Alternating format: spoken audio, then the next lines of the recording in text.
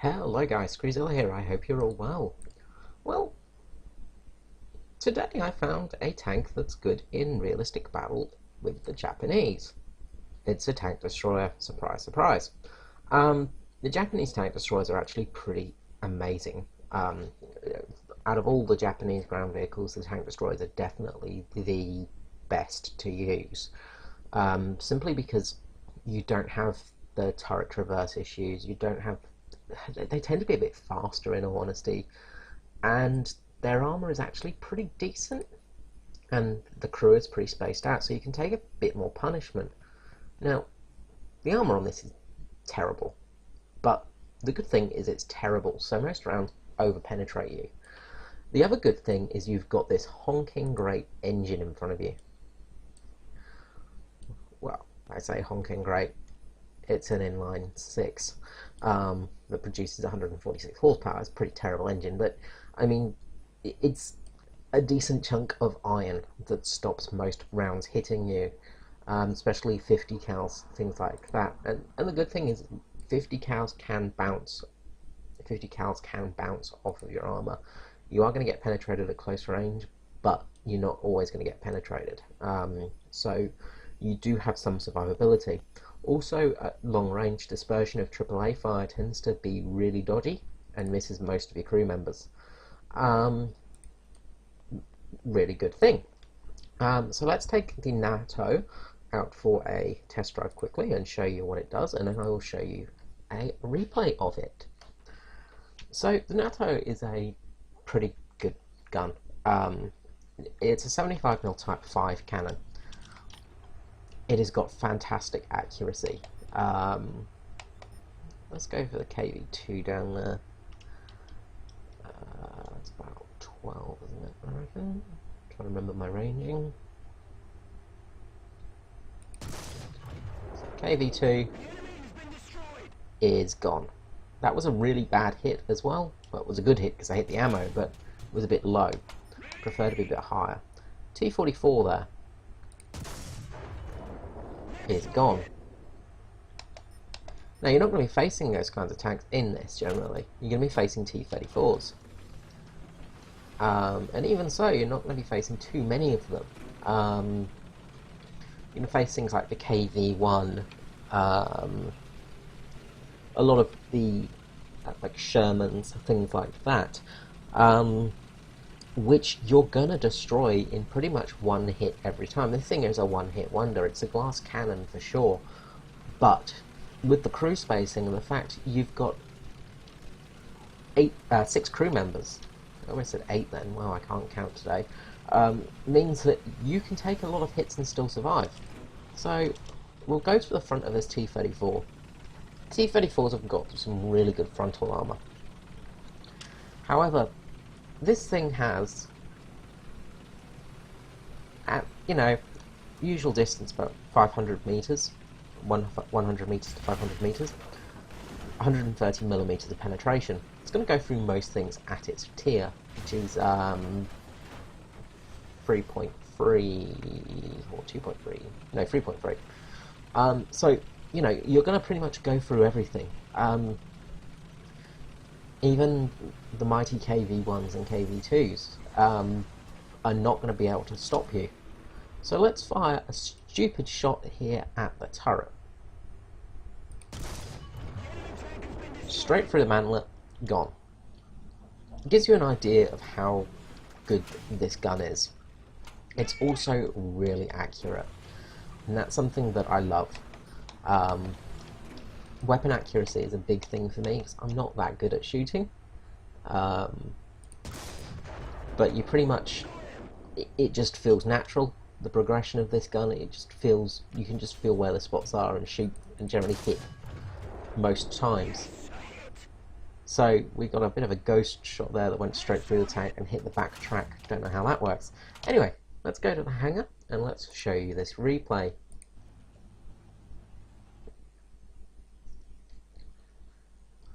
Now, as I said yesterday, the Japanese tanks and ground forces are very, well, they're not great.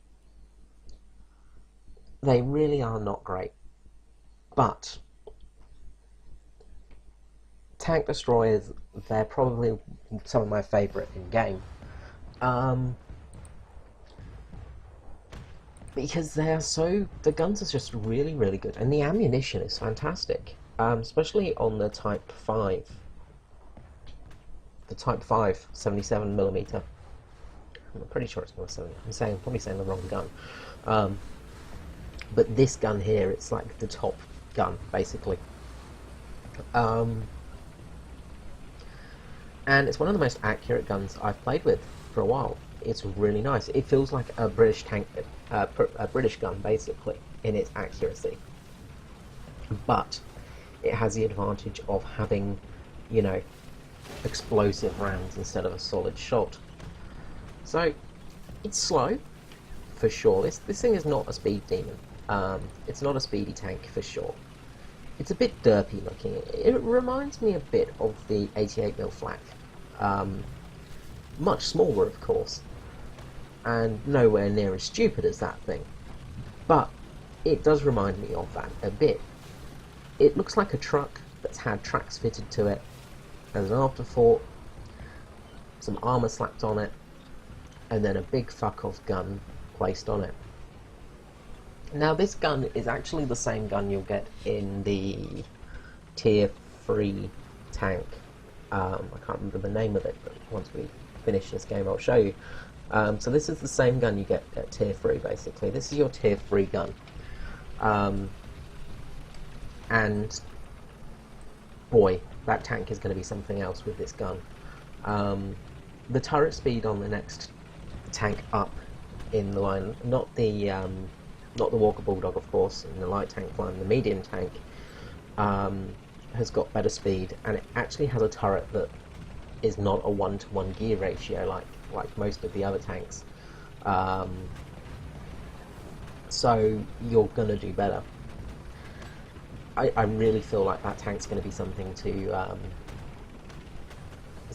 it's going to be pretty good tank. So here we are, and I can't remember the name of this map, which is terrible. I'm terrible at remembering names. I do apologise about that. I've got a terrible memory. So here we are, sneaking around the corner here. Now, there is lots of dead AI tanks around here. Usually that means there's a player around. So, we're sneaking. What are we going to find around the corner? I've got a feeling it might be a KV-1, because there's been a few AI kills by a KV. So, come around the corner here, and as you can see with the marker, there is a KV-1 sat around the corner. Well, bugger. Lots of dead AI around me too. What am I going to do in this situation? Now, I haven't actually spotted the KV-1 yet. As I say, in these replays we've got markers on.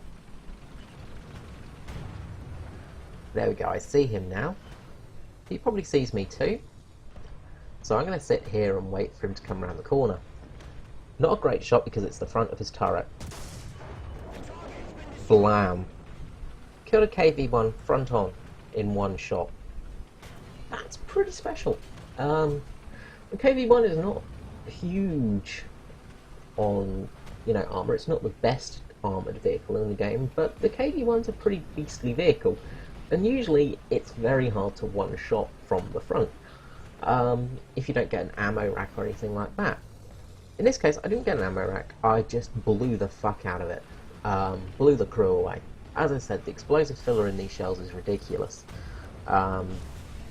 We've got the equivalent of almost 70 grams of TNT, and that's a lot of TNT. It's enough to give anyone a bad day. So, we're travelling at a hyperspeed here of almost 10 miles an hour. As I said, this thing is not fast, but it's a very steady gun carriage. It's a very good artillery piece. Now, we've got a gas truck up there, and a Mark II or AAA. I see them. I fluff the shot here. Reload's not great, some reason I couldn't get a bead on these guys. Like, I was sure I had that shot, but I missed. So I'm gonna try and take one more shot. I'm thinking about it. Go for the gas, miss completely, and reverse the hell out of here. Because I'm gonna get peppered with AAA. AAA starts peppering me, kills the gunner. You know, this tank does not have the armour that you really need for taking on AAA. You're going to get destroyed by AAA if you sit around too much. So I reverse out and wait a few minutes. I'm expecting the gas to come to the left here, around, sorry, the right, not the left, around this area here. So I keep an eye there. And I'm basically just keeping an eye, just reversing and just keeping calm, not rushing forwards, because in this situation I'm going to get absolutely hammered. I've got to keep an eye for that AAA as well. So there's a plane coming in. Luckily I think it distracts the AAA, and I just spot him through the bushes. Boom, that AAA is gone. That is good. The gas is taken out by the plane, thankfully, so I don't have that to worry about. But then to my left I spot an M22. He does not spot me, thankfully. Now this is the only shot I get that's not a one-hit kill. I hit the track, spaced armour, take out pretty much his whole engine, everything like that. This guy starts firing at me, takes out my commander, but not enough time to take out the rest of my crew. As you saw, a lot of his shots just missed and just went through the tank, which is kind of useful. All in all, I decided it's getting a bit hot up there, so I'm going to move down into this position here. So, we've got 3 kills so far, which is really good for a game in realistic battle.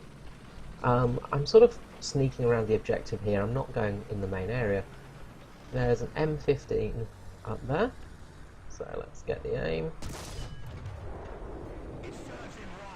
Hit underneath, hit the track, bugger.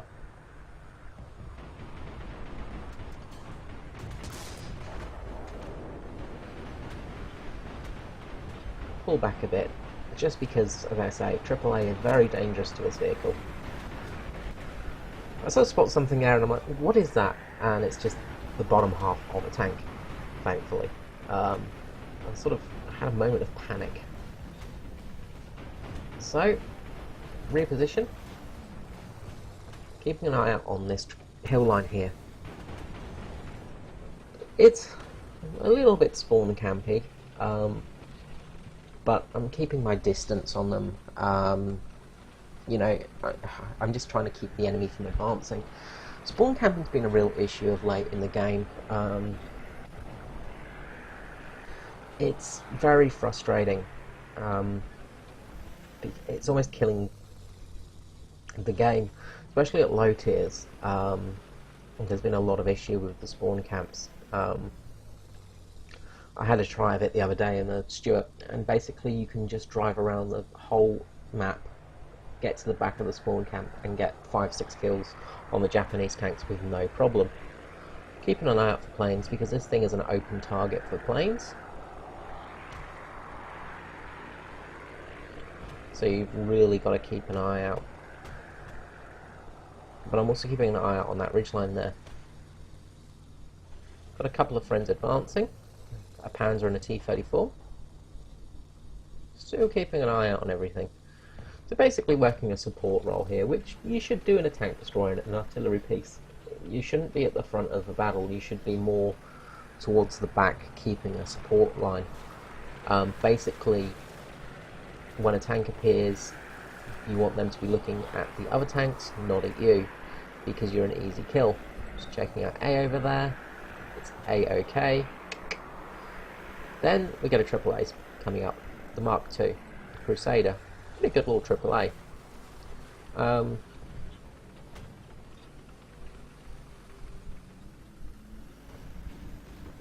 So, slowly move around. He zips in and out of vision for a few seconds, which is a bit annoying. Fluffed my first shot. This is my first game in this tank as well, actually. So he's spinning around to look at me, but it's too late, and he's gone. 3 of his crew dead in an instant. The typical problem with English tanks. And that is match, ladies and gentlemen. So, I ended up in 4th place. Most kills overall. No deaths. Took a fair bit of damage. Best squad 2, which was nice. We also got...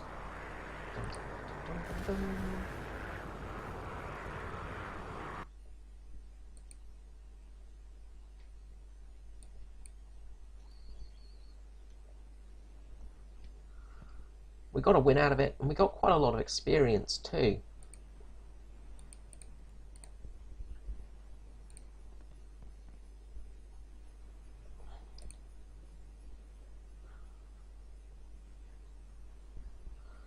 Just forgive me for going silent here for a second.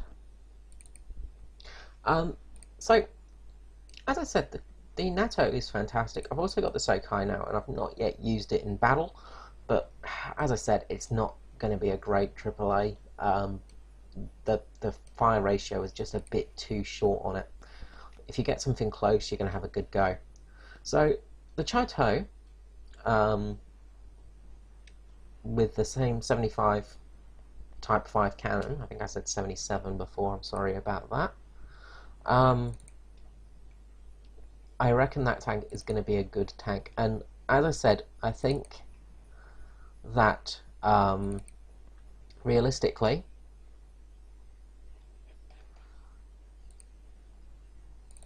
your main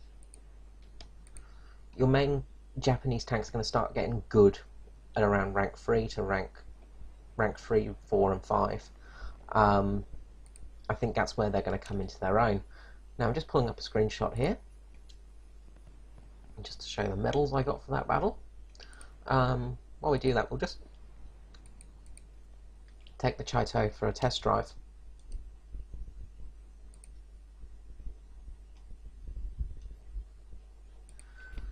So, as you see here, I got some nice little rewards too.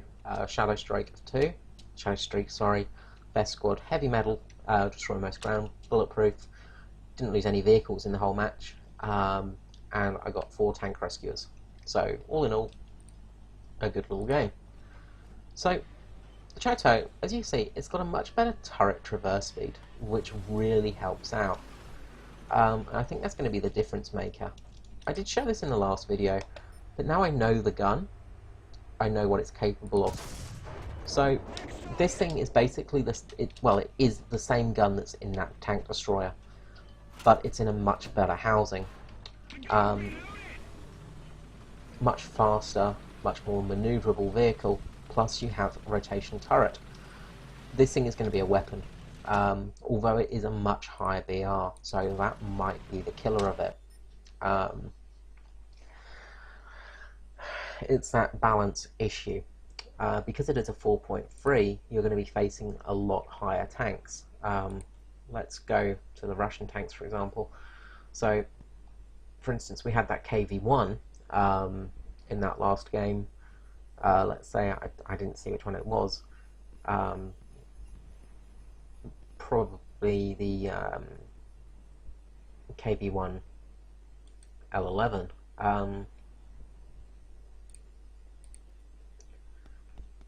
Trouble when you actually unlock tanks, you can't preview them.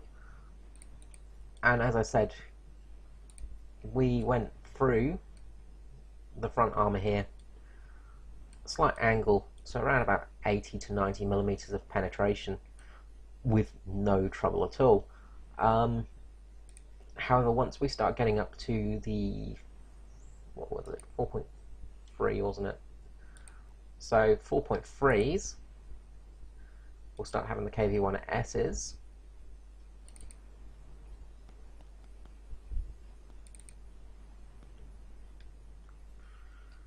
So again, shouldn't be too much trouble through the front armour. Turret might be a slight issue, depending on positioning, but anywhere on the front here, we should get penetrations, which is good news for us. Turret, we're probably going to penetrate most places, and I said it's going to be a one-hit kill. The German tech tree, we might have a bit of trouble with. Where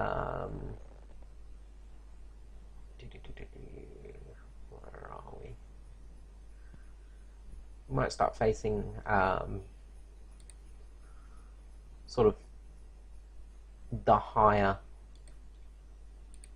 tier panzers, like the tier 4s. Again, you're going to have no trouble going through the armour of these, but sometimes some of the angles can make it a little bit difficult, and also the dispersion, but also their guns as well.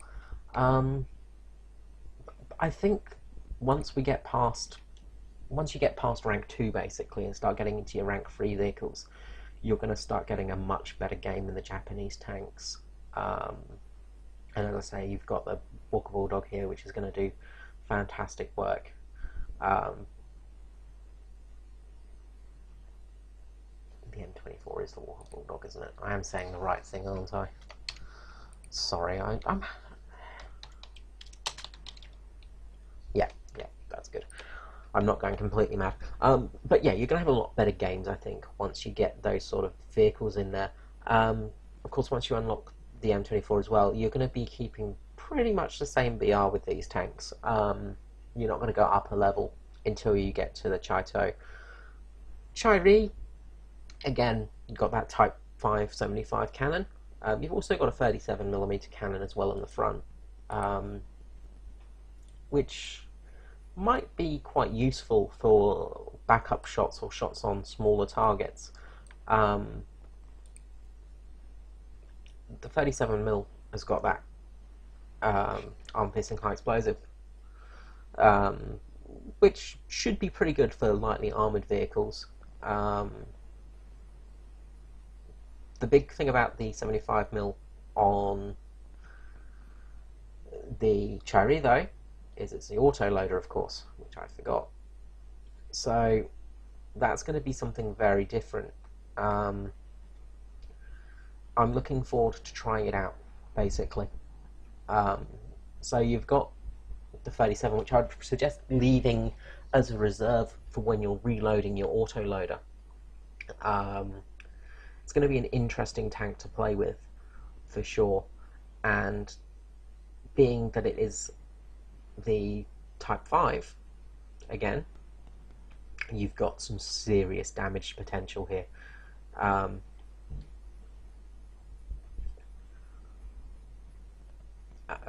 again, around about 130mm of penetration, so plenty of penetration power.